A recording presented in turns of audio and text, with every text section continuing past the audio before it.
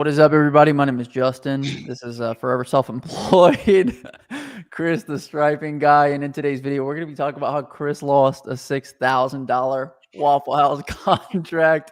Not only are we going to be doing that, but Chris is also going to be spitting coke on himself. Chris, how's it going, man? Going good. It's going to be a good live. It's going to be really good. So happy you guys could join us. Like I said, we're going to be going through how Chris landed this Waffle House, how he lands commercial contracts in general, and then how he ultimately lost it in his plans moving forward. So I think this can be very beneficial, especially for any of you guys who are looking to start a striping business in 2025 and looking to get either your first jobs or build the commercial contracts, whatever the case may be. Now, one thing I do want to mention before we get into this one, though, if you guys need the best striping course ever created, be sure to check out How to Stripe. It'll be the first link in the comment section and the description. In it, I believe over 6 hours of training, maybe over 8 at this point, right, Chris? Where Chris is actually going through everything in field, everything you need to know, all the equipment, the paint guides, everything in order to get your parking lot striping business going and get it profitable. The other thing is Chris is also offering one-on-one coaching and in-person training. So if you're somebody who wants a little bit more of a hands-on approach, if you want to touch the machine, if you want to be with Chris in person, or if you want him to kind of hold your hand and bring you along the journey so that way you can kind of cut that learning curve, be sure to check out, that'll be the second link in the comment section description for in-person and one-on-one coaching.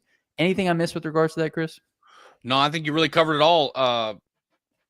We have so many people that have taken How to Stripe, dude. It's I used to get surprised at the testimonials that we would get.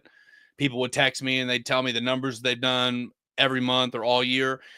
And we get so many now, I'm not even surprised with it anymore. So if you have not gotten How to Stripe yet, you should consider getting it.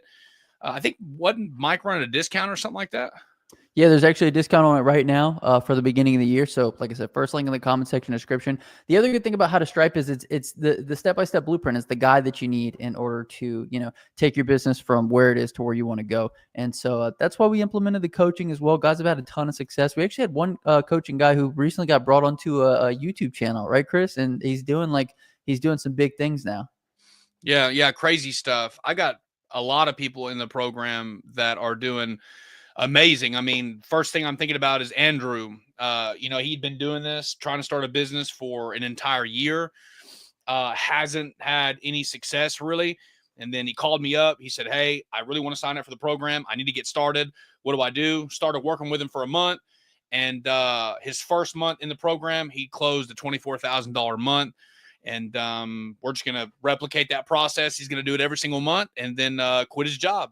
And we have so many people that we do this with that it's become an automated machine now. So you should sign up. If you haven't, consider doing so. And we'll give you all the information you need. Yeah, it becomes proven in a way. So if you guys are interested in the one-on-one coaching or the in-person, you just got to shoot Chris a text, and he'll give you all the info on that. Big shout out to Pristine Window Cleaning. He said, "What's going on, guys?" So with that out of the way, let's go ahead and jump into this one. Like I said, topic of this video is how Chris lost a $6,000 Waffle House contract. Now, before we get into that, I want to provide a little bit of context first and foremost. So Chris, give us some background on this one. How long were you servicing the Waffle House? How much was this contract worth? All that kind of good stuff. Yeah, whenever I first got the Waffle House contract, it was just a couple of stores. They wanted to essentially just hire somebody really quick to get a couple of stores done. But whenever I went out there, I seen that the locations were obviously in horrible condition. And when you get multiple companies doing the same exact property, what happens is the quality of work begins to deteriorate over time. And that's exactly what happened in this place. They didn't have a designated contractor that they used for the property. And the thing about Waffle House is they want these locations striped sometimes 1 to 2 times in a year. You imagine, I mean, when you have multiple contractors that are working on different properties, you might have a good contractor like we are coming behind a sloppy contractor, and it really just messes up the whole process because once somebody has essentially messed up the property, it just takes years to get it back where it should be, letting old paint fade, or if you got to scrape it or wash some of the mess ups up. So anyways, with that being said, over time I was able to convince them to just let us take the entire market in my state, and that was essentially the sales pitch that I brought to them in the very, very beginning. The reason why the properties don't look good is because you guys have been using multiple contractors. Needless to say, they gave it to us, and we had been servicing it for the last year and a half. Okay, beautiful. And then how much was the contract worth, Chris? How many different locations were there, things of that nature? There are 11 in the metro. And then usually it's about anywhere from between 1,100 to 1,300 because some are larger than others. And then we wash the front sidewalks and then the area in front of the building. We just do a little surface clean for a couple $100 extra as a little upsell. Usually when we get done doing a Waffle House, it's about $1,100 to $1,300. So if you have 11 properties at about, let's just say about $1,100, $1,200 a piece, I mean, you're looking at what, $1,300 or $13,000 every year on a recurring basis, which that's what it was until something happened. We'll talk about that too. Absolutely. And this is one of the things you had to learn in your business, Chris. I mean, I think whenever you first started, you were kind of more so focusing on one-on-one and the aspect of one-on-one. I think you're more so focusing on one-off contracts, right? Getting the job, doing the job for the company. And now it seems more like you're leaning into, if you do get a one-off, then you're trying to push them into a recurring contract. So can you talk a little bit about the difference between, doing a one-off account and then actually getting them to, do quarterly or monthly or whatever the case may be? Yeah. Well, whenever you're doing, let's just say a parking lot striping job, and if a company calls me and they have multiple properties, but they only want me to service just that one, then I will intentionally increase my price because I don't know when they're going to call me again. And if it's not guaranteed work, then they're going to have to pay more. Now, in this case with the Waffle Houses, since I knew that it was going to be guaranteed work, I was willing to give them a discount essentially, and then charge a little bit less because I knew that I would make it up in volume over time. And I know that they're going to call me back next year. I mean, this is the second time I've done this property in 2024. So usually if it's just a one-off thing, my prices are going to be higher. And then if they have multiple properties, then I will lower my price in order to essentially make it up in volume over time. Okay, perfect. Now, obviously, it's a better business model to build out the recurring, right? I think, when we first start, we don't know what we don't know. And so you might think, oh man, I landed a Waffle House. This is perfect. But like, Chris, let's talk a little bit about changing that mindset and saying, okay, instead of just trying to get these one-offs, I'm actually going to build a recurring route. So that way I don't have to worry about when the phone is going to ring and things of that nature, right? Yeah. I mean, the great part about it, to be honest with you, Waffle House is probably one of my favorite customers. It's not too big of a customer. I mean, it's, you know what I mean? But the wonderful thing about it is if it's been a couple months, I can text my point of contact and then he'll say, yeah, give me a few minutes. And then he'll text me back and say, yeah, go ahead and do these stores for us. So in this case, we're coming to the end of the year. I did this job a week and a half ago, and I just sent him a text message and said, hey, you got any properties for us before the end of the year? He said, yeah, I do. Sent me the addresses and then knocked out these ones, made a quick little $4,000. You know what I mean? And it didn't even take us but a week. So in that regard, when you have a customer like that you can just shoot a text message to, lock in a couple thousand before the end of the year going into the winter season, man, that's powerful. You know what I mean? It's super awesome. And really, they're one of my favorite customers in that regard. Mike talks about this a lot, with regards to pressure washing. He's actually in the chat right now. He says those lines aren't straight. Yes. I mean, yes. Well, it's way. a restripe. It's a restripe. Mike talks about this a lot, though, is prioritizing scheduling for winter slow times. And so, Chris, do you find that works for yourself as well, especially on some of these recurring commercial contracts? Maybe they aren't as big as some of the one-offs, but you can kind of prioritize them in slower times? Yeah, that is definitely something that I intentionally did. Because we're shut down in 2 days. It's going to be freezing cold here. We're going to be in the 20s for going on probably for the rest of the winter season. I'm going to be off work for 2 months. And what I really like about these types of customers is the fact that I could delay them towards the end of the season and then essentially get to them. And what it does is it just gives me a little bit of wiggle room going into the next season, because the way that I structure our finances, I run as lean as I possibly can. I put a bunch of money back in my savings account, and then I operate my business, account as lean as possible. So in my mind, I'm always on the grind. There's never a point of relaxation. And so, because if you have a bunch of money in your account, you're just looking at it, you're like, oh, I'm good. I don't have to sell this week. Oh, it's all right. I don't have to really grind it or get out there and go and make sales or go and do jobs, because you're looking at this. So it's kind of like a mental game. And so that's what I did, is I changed the way that we structured our finances this year, and it really worked out great. So what I do in my business is I run our business checking account as lean as possible, and then throw the rest of what we make in a savings account in a separate bank that I don't even look at except, once a week or whenever I'm making deposits. Excellent, man. So yeah, you kind of prioritize the way that the money comes in. All Yep. these things are things that are learned and picked up over time of doing these kind of things. And that's why we talk about the How to Stripe course so much, is because it's kind of all these foundational pieces that you need to put in place that you don't even know exist until you've been in it for a while. Because Chris, I know that probably last winter you were in a completely different situation than you are this winter. And it's because you put these things in place that you're able to, be a little bit more comfortable. Wouldn't you say so? Look, look, bro, I talk about this all the time. Somebody was talking about it yesterday, or not yesterday, a couple days ago, whenever I was working with them.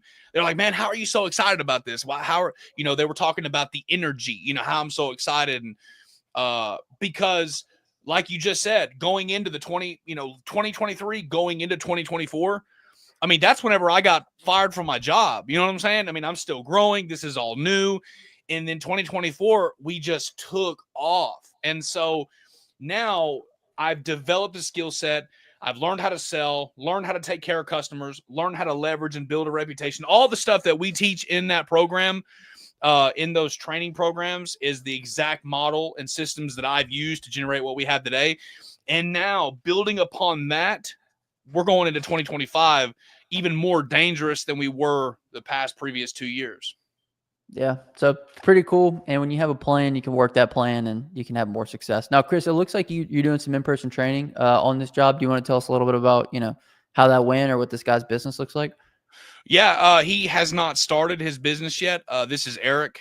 He's been going to church with us, and wanted to come out in the field and get some hands-on experience in in-person training.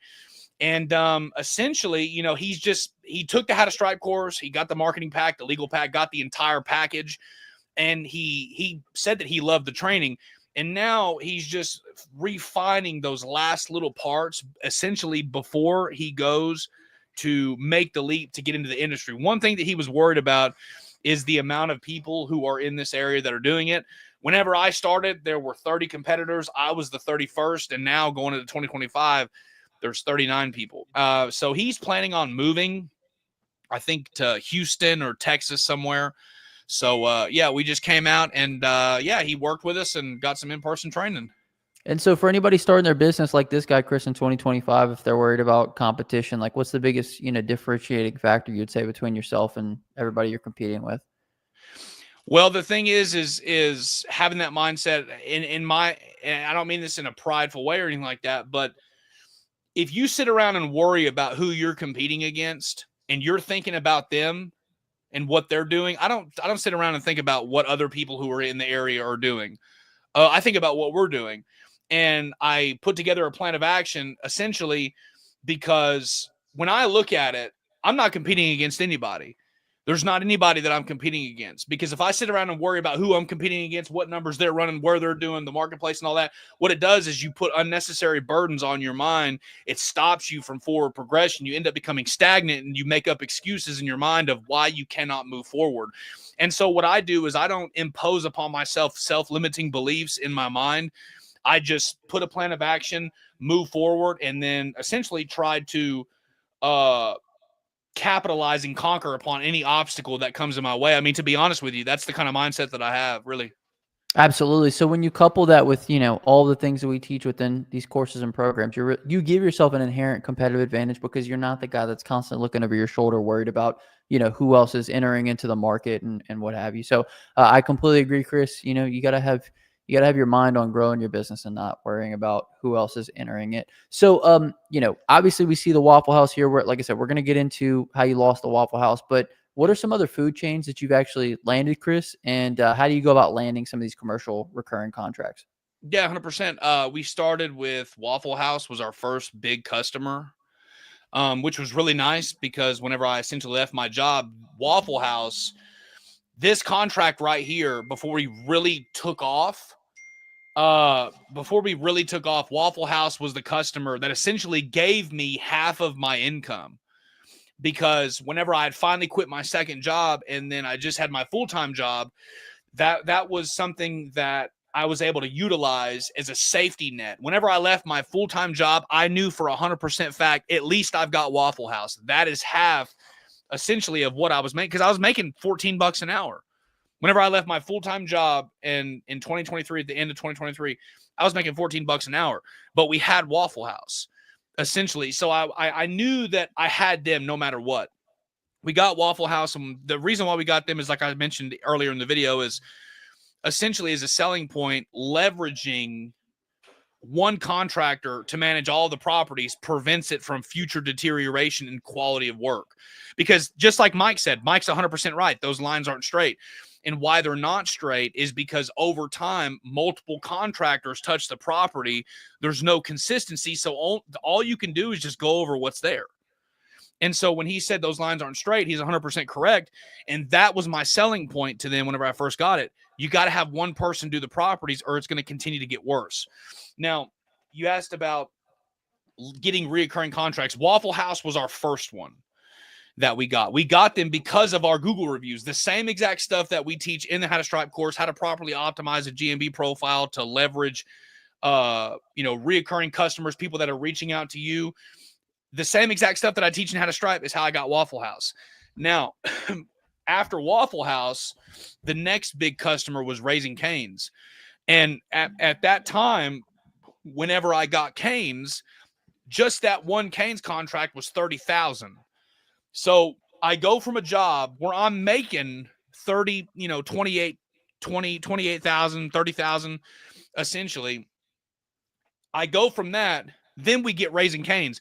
So now no matter what, I already know I got 40 grand to look forward to on the schedule. We're just, you know what I'm saying? We're talking about building that reoccurring commercial contract route, pressure washing, line stripe, whatever the case may be, so that you know what you have going into the next season. And so then after that, we got Waffle House, we got Raising Cane's, and then we added Salad and Go. Salad and Go was another one. We did one property for them for a general contractor, and I talked with the area director, and now she wants to add all their properties. And so now we're kind of still in talks of adding that. But one thing that is important to highlight is a customer that you have today may not be your customer tomorrow, because we lost all those Raising Cane's.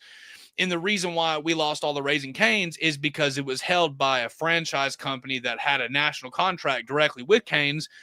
And since I would not franchise with them, and since I would not essentially bend the knee, and, as a result of, they wanted me in exchange for holding all this work over my head, all these national contracts and accounts, they said, we'll give you all these contracts and accounts. You're just going to have to use your YouTube channel in order to document it and basically promote our franchise. And I told them no. So then as a result of telling them no, they took away that Raising Cane's. I'm just talking about how you get them. And then necessarily just because you get them, it doesn't mean you're going to keep them. So we lost Cane's, and we lost half a Waffle House too this year. But it's not a big deal because we get so many leads coming in every single month just from Google that I can afford to take hits like this now, and it's not a big deal. Yeah, no, absolutely. Okay, sweet. So I know you have some other means and ways of actually acquiring some commercial accounts as well. The biggest thing though is the way that you got this. When you came in, you created a competitive advantage for yourself because you pointed out a mistake that Waffle House was making with regards to how they were managing their properties, which ultimately I think landed you the contract, not only a one time, but figuring out how to get and do all of the locations on a recurring basis. So a couple things that you guys can take from this video already is, you want to get yourself in a position where you can land these jobs, but then you want to take yourself from that position to landing all of them and doing them on a recurring basis. So, Chris, let's talk a little bit about what you are doing for these Waffle Houses. I know you alluded to it earlier in the video. What services are you offering, and what are the typical services that you offer on these, commercial maintenance contracts? Yeah, what we try to do is get them locked in for anything that we can. It doesn't matter if it's concrete, we're going to offer pressure washing and line striping. If it's asphalt, we're going to offer crack filling, seal coating, and line striping. If there's no signs or the signs are out of compliance, all that stuff we teach in the How to Stripe course, we're gonna offer sign installation. Whatever I can do to generate income, to keep that income coming in, I'm going to offer it. Now, if it's within reason, but with Waffle House, what had happened is because the property had got to the point where they just look dirty. And essentially, whenever they first called me, I sent them a couple pictures of their dumpster pad, of their concrete sidewalk. I mean, I'm on the site, I'm already there. You know what I mean? That's one thing that when people are already, their foot is in the door, we don't really realize how much extra money that we're sitting on just simply by not thinking about upselling.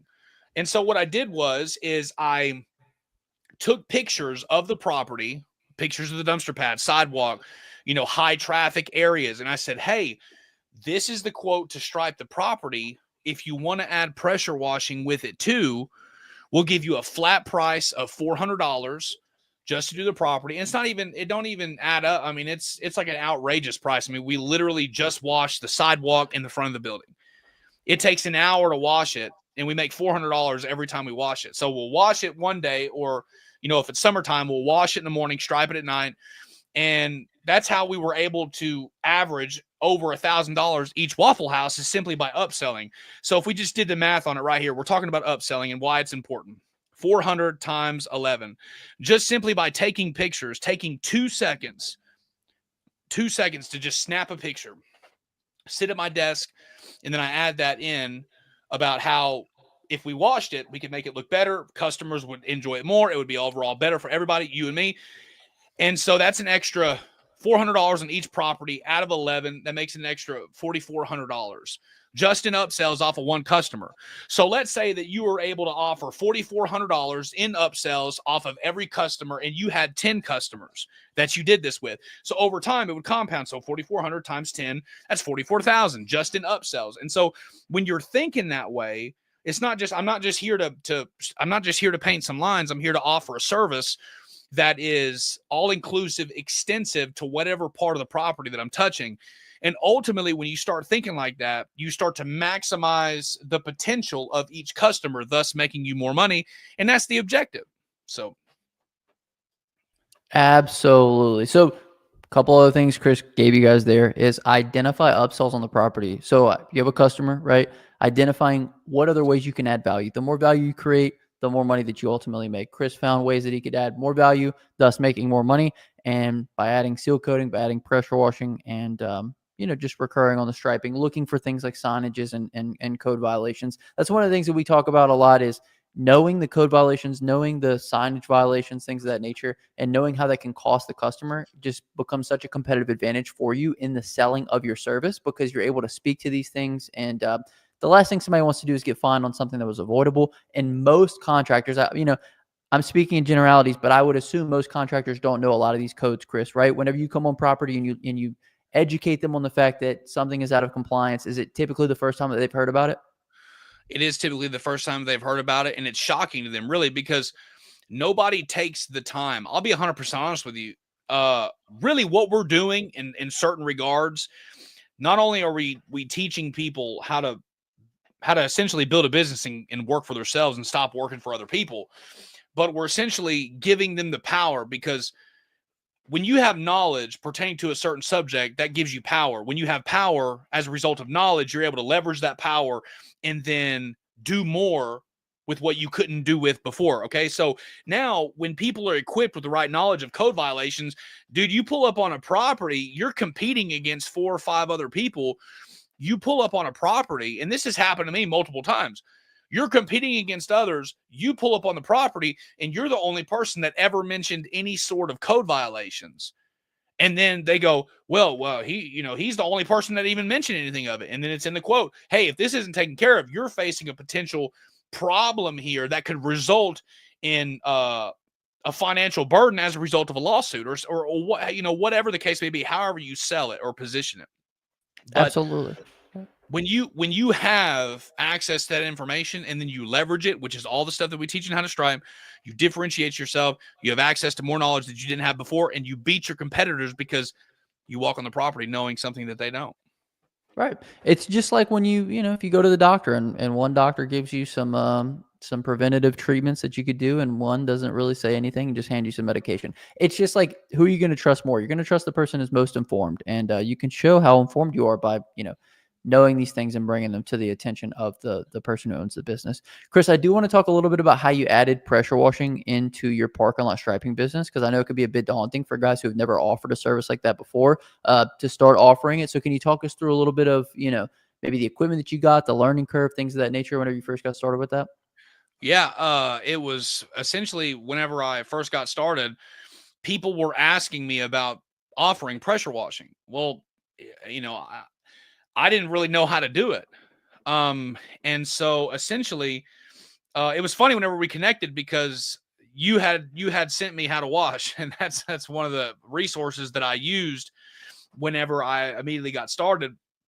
And what was happening is people were asking me to perform this service, and I really didn't have a lot of experience. So I didn't know how to subcontract, and then subcontract becomes this big headache where you're trying to call this guy, you're wasting his time. If you don't get it, you call, then he gives you a price, and then you try to mark it up. And, you're facilitating, all of this extra stuff for a job that you might not get for a small pressure washing job. And ultimately what you're doing is just wasting somebody else's time. That kind of stuff drives me nuts whenever someone wastes my time. And so since I don't like that, I wouldn't want to do that to anybody else. So then what I did was I thought, well, I'm not doing a lot of soft washing. It's just kind of basic surface cleaning on these little property. I mean, just little jobs, not huge. I just went and got a little 4-gallon a minute at Home Depot with a surface cleaner. I think it cost us right around $2,000. And then, I mean, we've made it back because we ran it until it broke. You know what I mean? So it wasn't like it was too complicated, and I made my money back really, really fast. But it's ultimately just stepping out of your comfort zone and then being willing to offer a service that you might not be comfortable with, because if not, you're going to miss out on extra money. That's one of the reasons why seal coating, for example, there's a lot of people who are in the line striping industry or whatever, and they create content, and one of their key pieces of information is how you shouldn't add a service if you're not hitting a target revenue for a particular service. So for example, don't add seal coating unless you're doing $150,000 in striping or whatever. Get that one thing done and then add other things. Well, when you're competing against 30 people, that kind of sounds cool whenever there's maybe a handful of people. When you got 30 people in the city that you're competing against, I mean, adding whatever services you can to fulfill the job and the job description ultimately to me makes more sense. And by adding these little services, what it does is it just helps you stack up wins. And now I don't have to subcontract somebody for pressure washing unless it's a soft wash job or a really big job that, I don't want to take the time to do. I get a seal coating job. I don't have to subcontract it. Now we can do it. Or crack filling, sign installation, whatever the case may be. I don't see the need to subcontract it whenever I could just self-perform it and then make more money myself. I completely agree, Chris, with, that school of thought. I mean, some guys will say, yeah, focus on your main thing and get it to 150K. Well, it's like, we're servicing customers who have other needs outside of, what we're doing. The hardest piece about this whole thing is acquiring customers. So what do we want to do? We want to maximize with the customers that we currently have. So if we can do that, we can offer them more services, then by all means, absolutely, because we're already in front of them, So I completely agree with that, offering as much value as possible. I want to bring a little bit of attention to the chat. We got Above and Beyond soft wash here. We got Loaded Clips in the house. What's Brackling? What's Bracken? Peaches is here. What's up, Justin? And Matthew's here. Are you live right now? Yes, this is a live stream. If you guys do have questions, please hold them till the end because we're about to get into how Chris ultimately lost Waffle House. But I just wanted to make sure that we covered. Kind of how you're. I just want to make sure that we covered kind of how you're adding in pressure washing, Chris, because I think it's really important, right? Like you said, guys are hesitant. They don't know everything about it. But what you did was you educated yourself first and foremost, and then you just kind of went feet first into the fire, because at the end of the day, if we're able to add, $4,000 worth of value, extra value to each customer, it only takes a few customers to really raise up our money by the end of the year. So anything else you want to add with regards to adding on these extra services? I mean, I would just say, I mean, yeah, I'd like to say this. So many people are, they want to start this, but essentially pride. You and I were talking about it the other day. Just pride really hinders people the most, because when they experience success, you know what I mean? I had no problem just saying, hey, one of the reasons why I started pressure washing, we were able to add the services because I got how to wash from you. You know what I mean? And and so what happens is people learn these skill sets, but then they don't want to say, hey, I learned it from this person. They want to, you said it to me first. You said, as soon as people learn these things, they're going to think that they came with them on their own. And essentially, that's one of the things that I learned was, it's okay to invest in training. It's okay to invest in coaching to get better. It's okay to invest in, you have to get, if you don't know how to wash, buy how to wash. If you don't know how to stripe, buy how to stripe. If you don't know how to seal coat, come for the in-person training. I mean, when you don't invest in yourself, you ultimately hinder yourself. But whenever you do invest in yourself and you do get the skill set, remember that you got it by getting access to training. Absolutely. Absolutely. So Brandon's here. What's up? He says, Happy New Year's, guys. Stephanie's here as well. Brandon, hey, look, wait, Brandon's in the program, dude. So shout out to Brandon. He's crushing it, y'all. I mean, Brandon's going to be one of those guys. Let me say this. Brandon's going to be one of those guys that you're going to be hearing about in the future. That is one of the guys that are going to be dominating his area. He's got the characteristic traits for it. I see it in him, Brandon. I really appreciate it, dude. Yep. Todd's also in the coaching. You find this all the time with these guys that invest in themselves. They're the ones that ultimately get the most out of it. And me and Chris follow suit. We invest in ourselves all the time. I'm doing coaching calls. I'm, buying courses, things of that nature, because I don't know what I don't know. And I want to take off that learning curve as quickly as possible. So that way we can get to the other side of it. So, okay. Next thing I want to get into, Chris, is ultimately, how did you lose this Waffle House contract? We talked a little bit about Canes. Maybe we could talk a little bit about both, how you lost both of them and what we can take from it. Yes. We're real quick. Did I seen a comment? I seen a comment from Stephanie. Did Stephanie leave a comment? Yes. Happy New Year, guys. Hello from Montreal, Quebec, Canada. It's great to see you prepping the season right now, even when the snow is here. Can't wait to start the new season and contribute. Great job. Yeah, I did a collab with Stephanie. Man, that lady is she's legit. You know what I'm saying? And Stephanie's going to be another one that you're going to see in the future, pumping out some great material. And anyway, so what were you saying about how I lost Waffle House, right?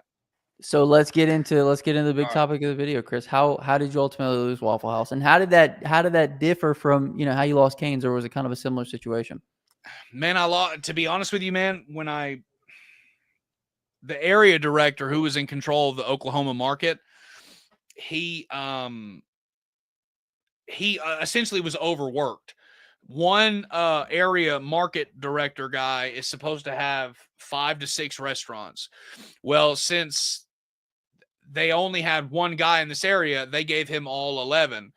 Well, whoever is in control of the stores ultimately picks the vendors. And I tried to talk to him about it, and he said, well, you're going to have to talk to him because the vendors.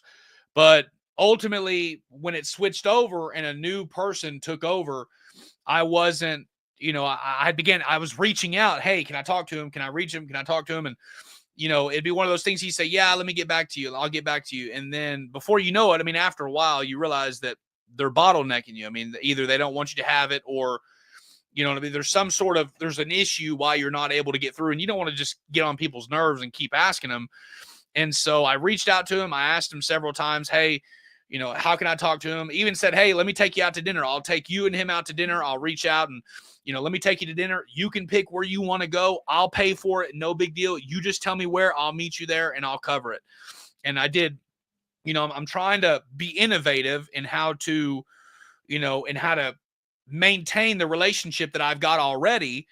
But ultimately, man, it was just I was hitting a roadblock. I mean, he didn't, he'd say, yeah, we'll go out and eat. And so I don't know if he got busy. I don't know if it was an intentional roadblock, but essentially that's what happened. Is another area leader came through. They get to pick their vendors, and it split the market. And I'm not saying that I won't get a call from him, but I haven't yet. So Chris, a couple of questions. Obviously we got the legal pack. Is there anything within the legal pack that, could hold this from happening, that could, cement that contract? And so in the event that somebody kind of comes in, new management, that contract is still in place. So the legal pack is essentially just it's designed for your protection, for job security in a sense, because what happens is you'll do a job and then people won't try to pay you for it, and then ultimately, and there's the legal pack was designed to have specific verbiage that once they sign the legal pack, ultimately they're saying once they inhabit the property, immediately after you get done, there's a subsection or a clause in there essentially that says you're to be guaranteed a paid, because by going inside of the establishment after the work is performed, that's you saying that the quality of work is there. So the legal pack doesn't necessarily have anything that would protect you in the case of a multi-contract thing. It's more or less to protect you and ensure that you're going to get paid essentially if you perform the job functions for the property. Right. So do you think that we could put some kind of a contractual agreement in place, like, or do these, recurring commercial contracts kind of avoid that? Like, is that something that you've ever brought up in the past or anything? It's not that they avoid it, I don't think. But just in case it's something like that does happen, I mean, if you did sign a contract, they'd be contractually, bound in order to, to do it. So, I mean, yeah, we could definitely go and add, another clause to the legal pack. I will just need to go and go pay an attorney, and they're pretty expensive. One of the reasons why we did the legal pack the way that we did is because not everybody has $1,000 to go pay an attorney for an hour of consultation to get legal documents that they need. And so that's kind of why we created the legal pack, is because when you're starting a business, you're buying a $6,000 machine, you're buying a website for $250, $300. You're getting a trailer, you're $15,000 invested into this thing. Oh, and then now you realize you needed contracts because people will try not to pay you. So that's the reason why we kind of added the legal pack in there, is just not everybody, when they're starting their business. I know I didn't whenever I first started. I mean, I was nickel and diming it, dude. I mean, every single customer mattered.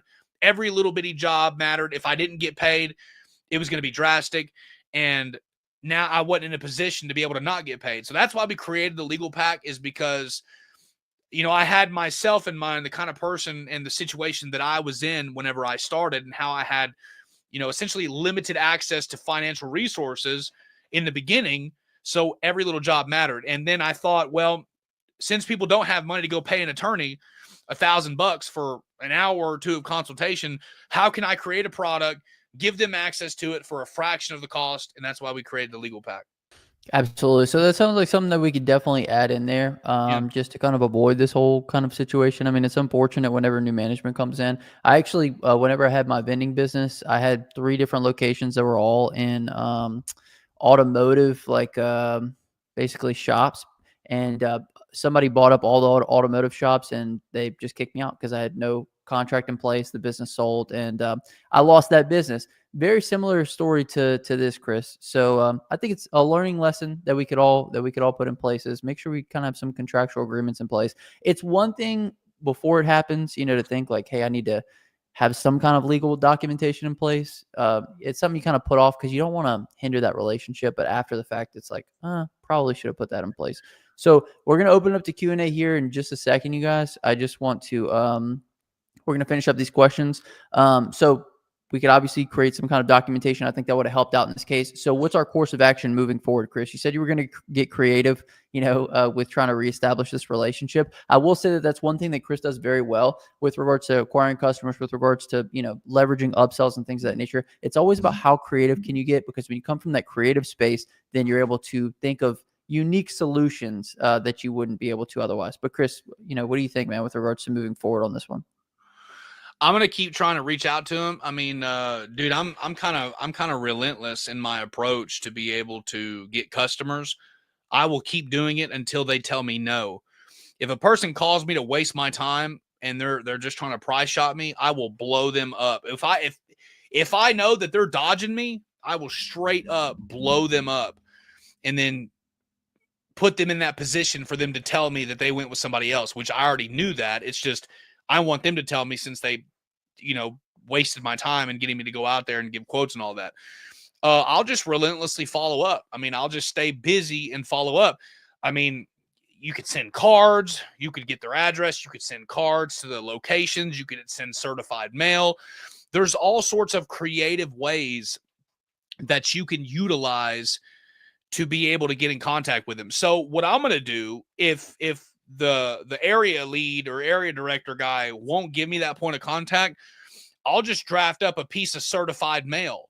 So I'll do research, I'll find out, what their name is, and then as a result of doing a quick search, you could find out what their name is, what properties they manage or whatever in the area, and then send a piece of certified mail to each property that the area director is in control of. And when you send a piece of certified mail, that person has to open it.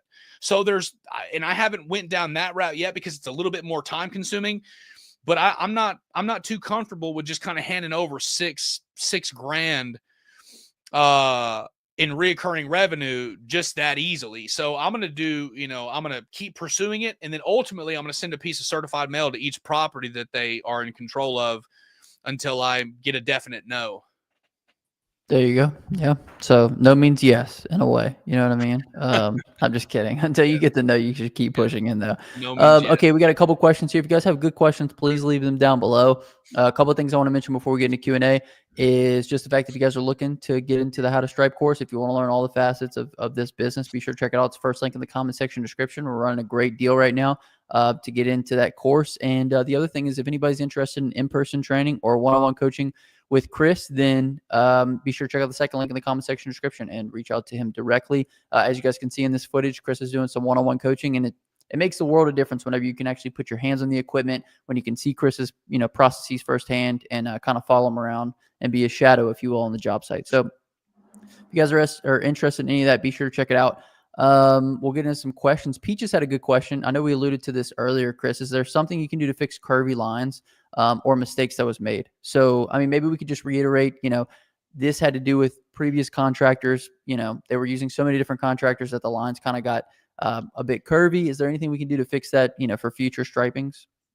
Yeah, I mean, it's unfortunate. Really, what we call them bananas whenever we pull up on a property. Ultimately, what happens is over time, if the same contractor is not in charge of maintaining that property, for example, on a maintenance schedule or a maintenance program or plan, ultimately, when different contractors are touching it, some contractors are good, some contractors are sloppy. And essentially, if you square off the lines, I mean, in a new layout context, right? Initially, if you can slab it, you can slab it and lay it out, or you can square it. And when you square it, the lines, I mean, if obviously if you stripe it and put paint down, if you do it the right way, how we teach in the How to Stripe course, then you shouldn't end up with curvy lines. But what happens is people who essentially don't care, it just gets worse and worse and worse over time. Now, if the line is curvy, let's say that you're dealing with a 2.5 or 3 inch line that's curved. Well, if you're dealing with a 2.5 or 3 inch line that's curved, this is just a way to fix it. You can raise that gun up, create a 4 inch line, and then pop a chalk line to, essentially square it off and straighten it, and then stay on that chalk line going at 4 inches wide to fix. But it just depends on how bad that curve is. But that's one of the ways.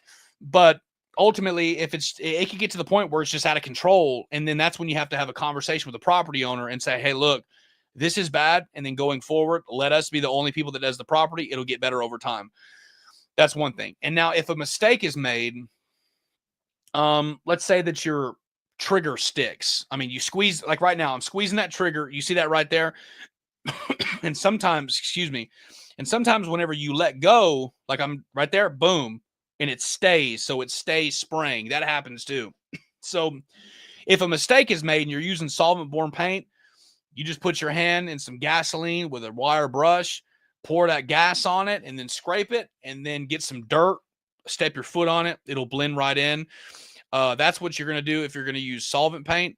If you're using waterborne paint, then I would just get some water and some dirt and a wire brush, and then scrape it up like that. But whenever guys come for in-person training, I already know that they're going to make mistakes.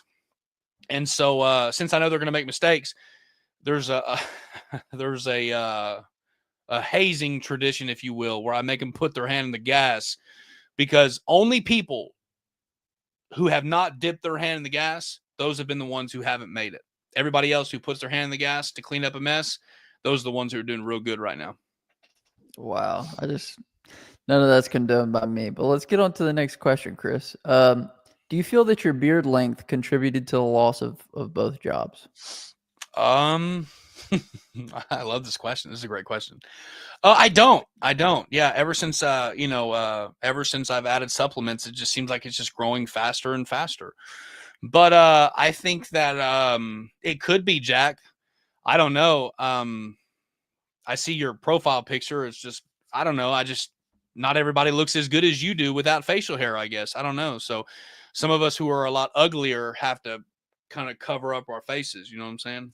You gotta overcompensate if you don't look as good as Jack, you know? That's right. Jack looks pretty sharp. I mean, pretty good looking guy. Clara Schaefer says, "Hey guys, love your content. Any way I can get in contact with you, I'd love to ask some questions. Thanks." Clara, we offer the How to Stripe course, first link in the comment section description. And if you want some in-person or one-on-one coaching, it'll be the second link in the comment section description. We don't do any free question and answers. That's what this is for right now. So if you got some good questions for us, be sure to leave it in the chat and we'll get to it. Otherwise, we offer some great coaching options as well. I do like what Jack said here. You have to risk being a nuisance in order to provide a needed solution. So a lot of people will look at the follow-up game as I don't want to follow up because I don't want to be viewed as a nuisance. But until you get that no, until they ultimately say, hey, we're not going to go with you or we want a different direction, I think it's always good to continue to follow up. So Chris, you want to talk a little bit about, that blending that line, if you will, between being a nuisance but still pushing in enough to get an answer? Yeah, I mean, you got to stay active. You got to stay active. One of the reasons why, I mean, there's a reason why we're one of the highest rated companies in our state. Sorry, I'm getting, people are texting me. What were we dude, I'm getting blown up with text messages. No, it's all good. It's all good. So, just with regards to, people saying, I don't want to follow up because I don't want to be viewed as a nuisance. Yeah, man, you're going to have to be, when that line is. I mean, if you've asked somebody for a review twice, they're probably not going to give it to you. Right. I mean, if I've tried to talk to him about the job and he said no, and then I try to say, hey, I'll take you out to eat at whatever restaurant, it doesn't matter how much it is, let's connect. And so if you're trying to advance forward and it's not working, well, then you have to find alternative ways, because when you hit a roadblock, you don't just stop. I mean, if somebody, for example, think of it like from an analogy perspective. If you're at a light and the light turns green and there's a car in the middle of the road with hazards on and there's 10 cars behind it, but you got a green light and nobody's getting over to go into the other lane, all you have to do, and really whenever we break this process down and we simplify it, what happens is we overcomplicate things. If you're in the right side, there's a stalled car way up there, just cut the wheel, get in the other lane, and keep going forward.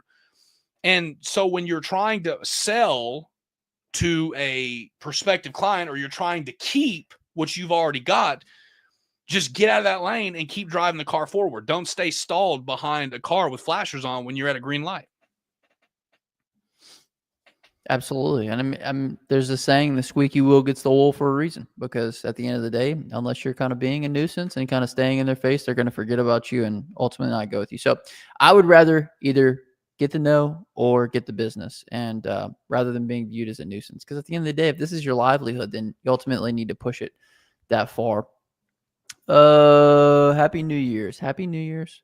I want a course on beard styling, says Peaches. This is a good question. Do you have to pressure wash lines before painting, or should you pressure wash before painting at all? It depends on how much money that the customer wants to spend. If customers are cheap and they, it just depends on the type of customer that you're dealing with. If it's a more high-end customer, obviously they understand that the cleaner the surface, the better the paint adhesion is going to be. So you don't necessarily have to, but what you do is you don't offer to do it for free. You never offer to do it for free, because if you offer to do it for free, guess what? You're going to end up working for free. I mean, and what happens is I've had people try to do that. I mean, it was not last week, 2 weeks ago, I pull up on a property. And then when I pull up on a property, he tries to say, yeah, we go ahead and just wash this for me. And so then what I'd have to do is I'd have to stop what I'm doing, mobilize the truck, drop off the striping trailer, go get the washer, then hook up, then wash it. And then it becomes an all day deal.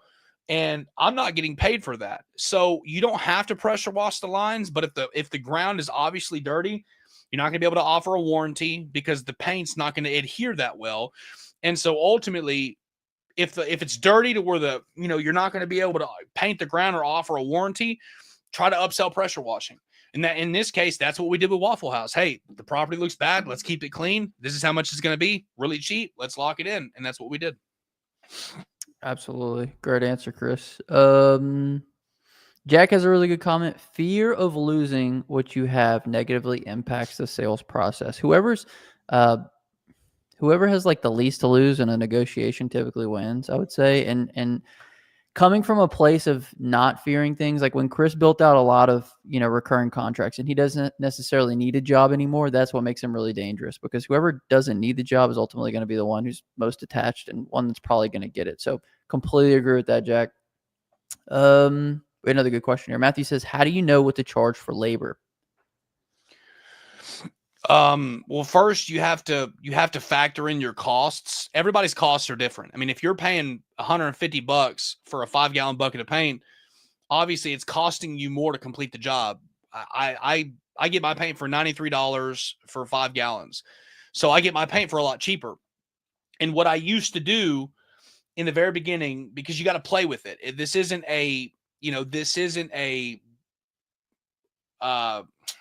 something that is just simplified across the board. Everybody's market is different. What I do, and this is what I tell people that are in our private program to do as well. What happens is we get too greedy. I got a guy in there. He's working a full-time job, makes $800 a week, which is, pretty decent money from a full-time job context. Well, he's losing out on jobs that are 2 and 3, even if he would have cut the price down significantly and been super cheaper than everybody else, he would have got 2 or 3 months of his pay in a day's work. And so you factor in, like, would I be happy losing $15,000 and then telling people, oh, I quoted a $15,000 job? You know what I'm saying? Would you be happy with losing 15, or do you want to make 10? And when you change your mindset, because what happens is we start making, I know what happened for me. I went from making minimum wage to drastically increasing how much we made as far as from a financial perspective, entering into a different tax bracket, essentially. And so now, but I realized looking back at my CRM, just how many jobs I lost this year. Obviously, I have enough lead flow coming in, but if I would have dropped my price just a little bit, I could have captured those leads. I could have made more money, and I could have essentially been able to save more, or just been more productive all around. Now, it doesn't matter because we still did good, but I just look at that from a business perspective and say, how much would I have gained had I not been greedy in my pricing? And so, you're always constantly evolving. You know what I'm saying? Like, I'm going into 2025 doing things different than I did in 2024. Yes, I'm going to repeat what made us successful in 2025, but I'm also going to cut back the things and mistakes that I made in 2024. That way I don't repeat the same things and I still generate a substantial amount of income. So, Matthew, if you're going to charge for labor, it's not $20 an hour, $40 an hour, all that stuff. I'll look at a job and I'll go, am I satisfied with how much it's going to cost me, the time that it's going to take me to do it, how much, overall am I going to get in profitability? And then if it's going to be a 3 or 4 hour job and I stack 2 of those up for the day, I'll just put on $100, dollars for labor. I'll go, if I want to pay my labor $20 an hour, I'll tack on an extra $100. I won't include that in a different charge. I'll just go, let me beef it up $100 to pay for my labor.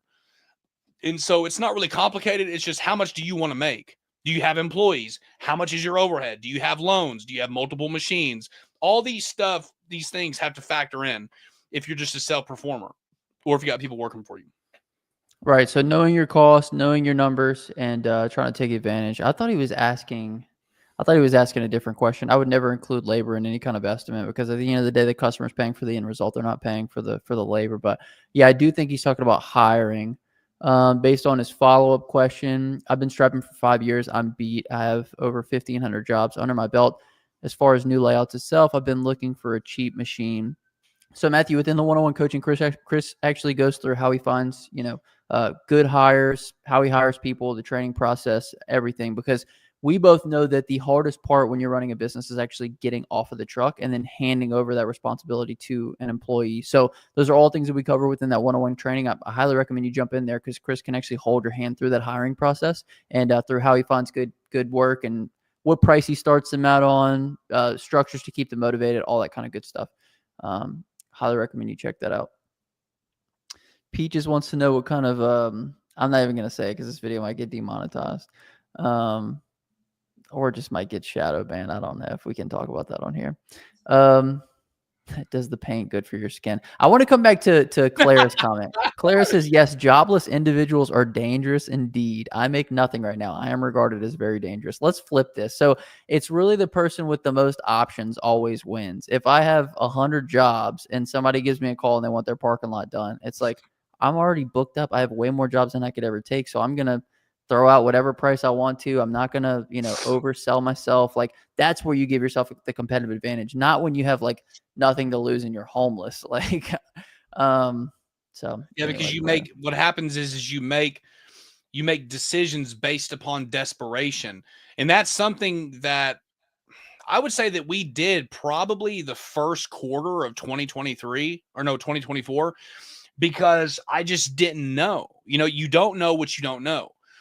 And then going into quarter two, coming out of the winter, we just blew up and we just got calls nonstop. But what had happened is in the beginning of that, as I said a minute ago, there were so many jobs that I lost as a result of being overpriced. That's because in the beginning of quarter one in 2024, I did not have that much of a social presence.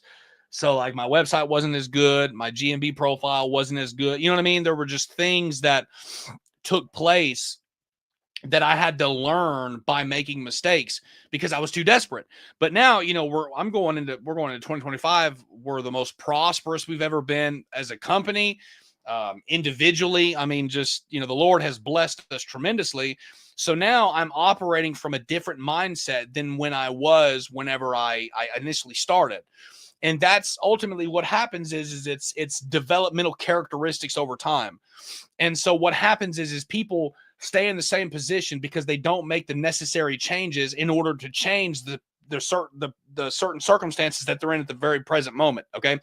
What I mean by that is we stay where we're at because we don't make change. When we make change, then we change the course of direction that which we're headed to. Once we make change, we put our foot on the brake, we change the direction, and then head in the appropriate destination. It's like taking a road trip. You want to go to California and you're leaving Oklahoma, but you're going down I-40 east. Well, you're not going to get to California because California is west and you're going east. It's the same exact simple concepts, even just in a service-based business context. Don't drive the wrong way if you're trying to get to a certain destination. And that's what we do. We limit ourselves by driving the wrong way, thinking that we're going to get to the appropriate destination when all we have to do is put our foot on the brake, turn in. See, I'm like the GPS. I'm the GPS. And so what I do in that little program is that I'm the GPS. And so I say, stop, turn the car around. Let's head towards another direction. Let's go this way for X amount of miles, and then we'll get to our destination. And so make the changes. But if you're in a position where you don't have money saved up right now, you don't have a job, and you don't have the skill set of selling, because all of these things are learned within your first couple years. Once you know how to sell, you become dangerous. But all of these skill sets are learned and acquired over time. And ultimately, like, you have to pay people for it. Like, I didn't just wake up one day and go, oh, I know how to sell now. I mean, these are sustainable skill sets that you have to pay people over time in order to get to better develop yourself. So when you learn how to sell, and since we know how to sell now, as far as a business owner or, whatever area in life that you're in, I know how to sell now because I invested in myself to acquire that training. And so it's not just desperation, but it's also investing in yourself, how dedicated you are, how much financial resources you have. Do you have a job? I mean, there's so many factors that you have to take into consideration. Absolutely. The quickest way to break free of this lack mentality is to surround yourself with those who are doing substantially more than you. Because what they do is you got the blinders on at a certain point, right? Especially when you're first starting your business. You don't know what you don't know and you can't see what you can't see. So if you surround yourself with somebody who's substantially more successful than you, then they can kind of remove those blinders for you and show you the way. Because when you reach a certain point of success, things just become more tangible. They seem like they're easier to attain. And surrounding yourself with people like this that view life like this will level you up. Because if you look at the people that we surround ourselves with, most of them are working 9 to 5. Most of them don't like what they do. Most of them aren't happy with their current income level. And that's what me and Chris do with these coachings and trainings is we give you the opportunity to surround yourself with people that make what you want to make, or have the success in business that you want to have. So that's why we always harp on the fact that you want to surround yourself with people that are doing better than you, because they're going to inevitably show you things that you couldn't see otherwise. Pete just made a good comment here. I'm sorry. You want to say something else about that, Chris? Yeah, I was going to say this. There are a lot of people that are, more successful or in whatever circumstances and areas in life that they're at. But you look at it from a positional standpoint of development of habit patterns.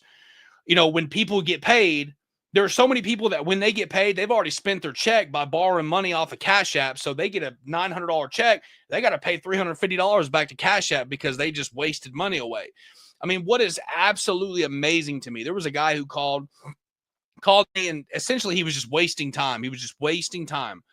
And we're having conversation. It clicked in my mind, this guy's wasting my time. He's really not wanting to move forward. He's just wanting me to talk to him and essentially convince him to purchase it. And I said, look, it's not going to work for you.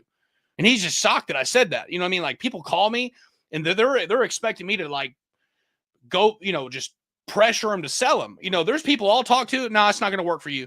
And they're just shocked at that. They're shocked that I say that. And what do you mean it's not going to work for me?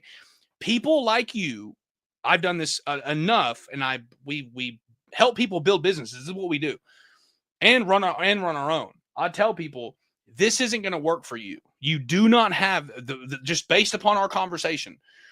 You know what I'm saying? And people don't mind going to gamble away their paycheck, and they don't mind going out and eat 2 times. I mean, they get a check, and the only thing they can afford to go out and do is eat 1 time. I know, because I've been there. You go out and eat, and then you're broke for the next 2 weeks. But when it comes to investing in training that can help you level up, we don't believe in ourselves enough to take the step forward in order to successfully achieve something. I mean, you take it from a person who's cooking cheeseburgers or cooking chicken. I fried chicken for years. Well, at that time, you know what I'm saying? Money was super, super scarce. But let's just say you're watching this right now. You don't have a job. You don't have any money saved up in your savings account. What would an extra $15,000 a month do for you? I mean, an extra 15 grand a month, 20, and then, 5 goes to your supplies and overhead. But let's say you're making an extra 15 grand a month, self-employed, not working for nobody else, just yourself. I mean, you think about that, what that would do to change your perspective. And is not investing in yourself worth, think about what you're missing by not moving forward. And I talked to that guy, and still to this day, he hasn't started. I got people that call me and they're like, man, I decided not to get How to Stripe, and I just want to know if there are any discounts available. I'm like, bro, you decided not to get it when it first came out. And I've got students that are running 150, 300,000, and you didn't want to spend a couple $100 to get it. And you're still painting lines, and you're still handing out business cards. I mean, all these things you should do, but you're not advancing forward. And it just blows my mind how people don't mind wasting money on food, entertainment, games, partying, essentially wasting time. But when it comes to developing themselves to attain a skill set that would help them advance in life, we don't want to do that. It just blows my mind.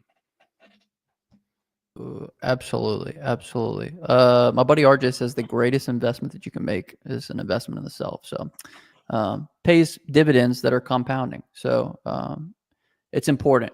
And until you learn to make that investment, you're not going to see substantial amounts of growth. I do want to get into a question from a comment from Peaches because it was really good. I'm surprised to hear that you recommend lowering your prices. Yes. Chris, the next live that we do, I think we should go through all of those big jobs that you lost and kind of some of the big things that we took and learned from those jobs. Me and Chris have been working together for a while, and me and Chris were kind of working through a lot of things with regards to some of these big quotes that he was putting together. So, I mean, would you be open to that, Chris? Kind of going through those big contracts and kind of talking through some of those? Yeah, I'm down. And it's different in every area because, for example, towards the end of the year, we slow down. Now we still get leads, but we slow down. Well, if I've got 30 other people and I've got, I'm averaging in the winter season 3 jobs a week. Let's just say I'm averaging 3 jobs a week. I got 3 extra days I could be working. And any leads that come through my pipeline in the winter season, I'm going to drop my prices to acquire every customer that I can because I'm going to go 2 months without working. And so would it not be, I'm just saying from my perspective, now this might not work for you. I'm not sure what area in life you're in, Peaches, but for me, I found that works good because why would I miss out on an extra 10 grand in a month just because for the vanity sake of saying I sent out X amount estimate, right? Because it doesn't matter what we quote. It matters what we close. At the end of the day, I could quote big jobs, and I do all the time. I mean, right now I've got a job right here for 134,000, 78,000. I mean, you know what I'm saying? It sounds cool to quote big jobs, but ultimately it doesn't matter what we quote. It matters what we close. And so if I could close these leads that are coming in before we close down for the season, because my pipeline is naturally slowing down because we're in Q4, people aren't thinking about, they're thinking about Christmas, Thanksgiving, New Year's. They're not thinking about their parking lot really. Why would I not take advantage of every single lead that comes in and then make money off of them? Because think about it from this perspective. Would you rather lose out on a customer that you can get next year? Like, for example, a lady texted me and she said, hey, we want to get our parking lot done before the end of the year. I said, you're in luck because right around this time, our prices are significantly lower. Well, whenever I'm out there, guess what? I'm out there striping the job. She's talking about how her asphalt is deteriorating. So guess what I do? I say, great. Since I'm already here, why don't we put together a quote for you for a seal coating, crack fill, seal coat, and stripe? That way we can fix the problem. So guess what? I sent her a $16,000, $17,000 estimate yesterday as a result of giving a lower striping price. And so it's not that we're just lowering prices in order to be the cheapest guy, because there's a difference between trying to be the cheapest guy, because that's just, I have the cheap guy mentality, and then trying to be strategic in my pricing to capitalize on future projects that I might get while keeping my funnel full and generating income at the same time. So there's a drastic difference there. And yeah, another live in pricing would probably be really good. Absolutely. Good question, Peaches. Not even a question, but we love it anyway. Okay, I got one more and then we'll probably shout out to Colby. Colby says, I just found out about your channel. I'm 21 and I'm gonna buy your course. Salute to you for giving out the recipe. Absolutely.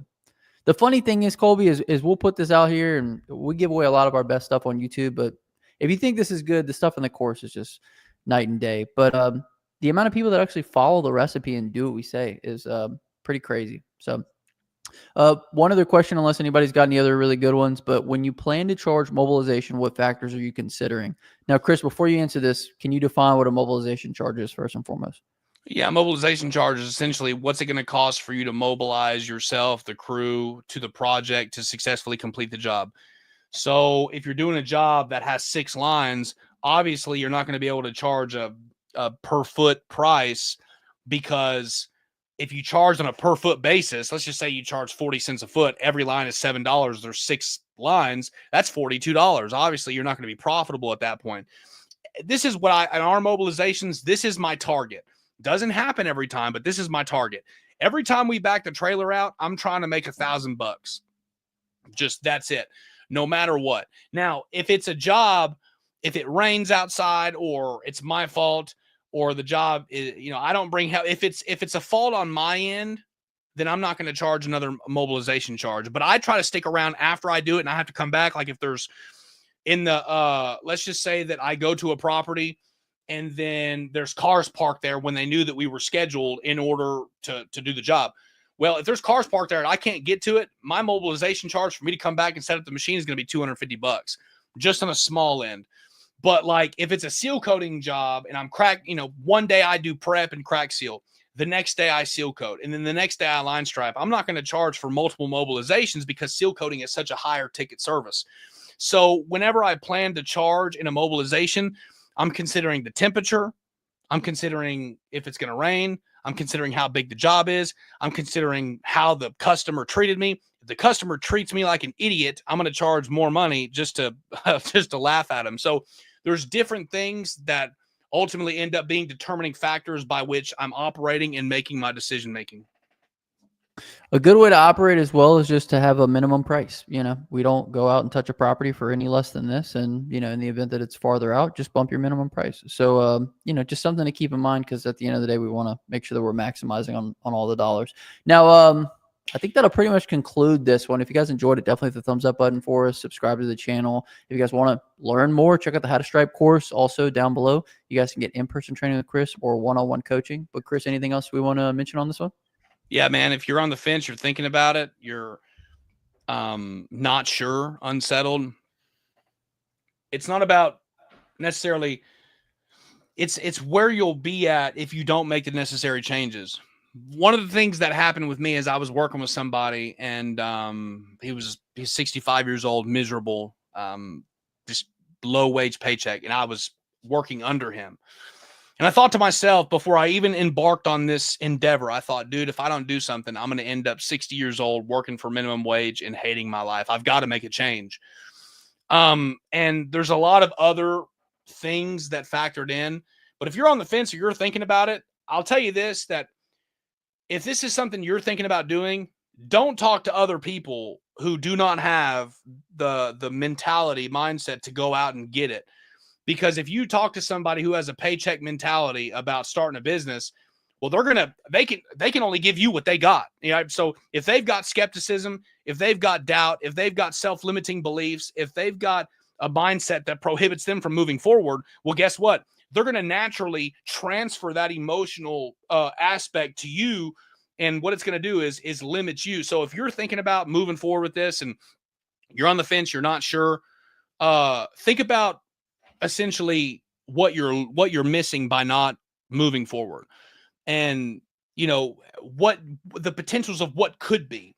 And when you start thinking like that, not about where I'm at now, but where I could be, it'll cause you to move, it'll cause you to go, it'll cause you to be, it'll cause you to do more than what you're doing right now. And ultimately, if we never make a change, we just stay the same and we never advance forward. If you're thinking about it, hop in and we can give you the training you need. I completely agree, Chris. I mean, hey, look, this year will be no different. I mean, people wake up and they go, okay, it's a new year. It's just another day. And I got these lists of resolutions. But at the end of the day, if you don't change first and foremost, then nothing else is going to change around you. And I love that, dude. Trying to get advice from people that have worked and 9 to 5 their entire life about starting your own business is just, it's kind of a waste of time. So anyway, links down below. Chris, one more thing. What's the word of the day? One more thing. What's your New Year's resolution?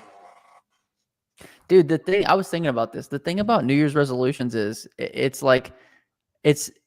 coming from a premise that I've lived the previous year from a certain state. I live every day as if it's a new day, and I'm constantly tweaking my life. So I have a new day resolution every single day. Like I have different things that I'm doing with my diet, different things I'm doing with my, from a spiritual perspective, different things that I'm doing from a business perspective. So there's no New Year resolution for me. It's always a resolution to better myself and better my life every single day, day in, day out. So I wish I had like a better answer for you, Chris, but I'm always tweaking, just like me and you mentioned. I'm always doing a self-diagnosis of where I'm at, where I want to go, and what things are kind of prohibiting me or holding me back from getting there. So if you can sustain that, like if every day was New Year's for you and you said, okay, what could I do better tomorrow than what I did today? And you continue to tweak. I mean, dude, crazy change. What about you, Chris? What's your New Year's resolution? Dude, I'm going to double, bro. We're going to double what we've done in our revenue. Ever since we started, we have doubled every single year. And I don't know, bro. I'll be honest with you. It's going to get to a point. I mean, and I'm so thankful to the Lord, bro. I'm telling you, it's just he provides all my needs. He gives me more than what I'm worthy of. And I was sitting back, and you know me, we talk in personal life, and you know, I want to double what we've done this year, because ever since we started 2023, 2024 doubled, and then going into 2025. So we've doubled every single year. And you know, I'll be able to double probably this year, next year, but it's going to get to a point where it's like it's going to be hard to top, you know, what we did the year before. So my objective, and it's not about I'm going to, you know, I wonder if it's going to happen. I will double what we did this year. It's not even like this, you know what I'm saying? It's not the mentality of I'm going to go out. It's like I got to get it. No matter what, we're doubling what we did this year. And that's going to be my New Year's resolution. So I like it. And the only thing that, you know, for anybody that's like, I want to go out there and double my business, I would focus on looking at the day-to-day actions. At the end of the day, there's certain things that we can't control. We can't control what leads are going to come through. We can't control what big jobs are going to come through. But what we can control is when those situations do arise, the way that we go about, you know, putting ourselves in the best opportunity to land them. So, you know, with the How to Stripe course, we get into, you know, the Google side of things, how to get in front of the right people. And then with the one-on-one coaching, we get into how to leverage the right things in order to make the people, you know, give yourself the best opportunity for landing jobs. So anyway, at the end of the day, I like to focus on actions first and foremost. I think it's good to have the intention of doubling. But at the end of the day, like I try to control the controllables. But yeah, that's the dude, that's New Year's for you. Happy New Year's, everybody, right? Okay. Hey, Chris, we need a word of the day. Every guest gets to pick the word of the day. What would you like the word of the day to be? AR-15. Okay. Okay, now pick a new word of the day. I don't want to get no, scratch that. That's okay. you want to talk about the thumbnail that you posted where you were pointing a gun at the camera, and I told you to change it. Do you still have that up on your channel? No. Oh yeah, no, I still have it up on my channel. Heck yeah, I do. They didn't take that out. You guys can still find that little that jump. Yes. No, I really in the word of the day though, succeed. I would say succeed, because no matter what, having that mentality, no matter what the circumstances, you're able to control the outcome, and being able to control the outcome gives you success, and you're able to leverage that success to make more. So success, leverage it, do it. Let's go. Hey, Peaches says that he or she, I assume it's she, Peaches, but they want a tattoo tour. You think we can make that happen maybe next time, Chris? No, probably not. Look, Peaches, I'm kind of grossed out by it, but whenever I got born again, I quit getting all marked up. You know what I'm saying? Long story, but hey, if you want to hear about it, I'd love to tell you about that. So yeah, if you want to hear about that, I'd tell you, but they're gross. All I do is win, no matter what. So yeah. We'll end on that note. What was the word of the day again? I can't remember. Win, succeed? Succeed. If you guys made this far in the video, comment down below succeed. I'll hashtag your role. My name is Justin, forever self-employed, all about pressure washing and quote IQ. Not really. This is Chris the Strapping Guy. But until next time, hustle hard and get that money, baby.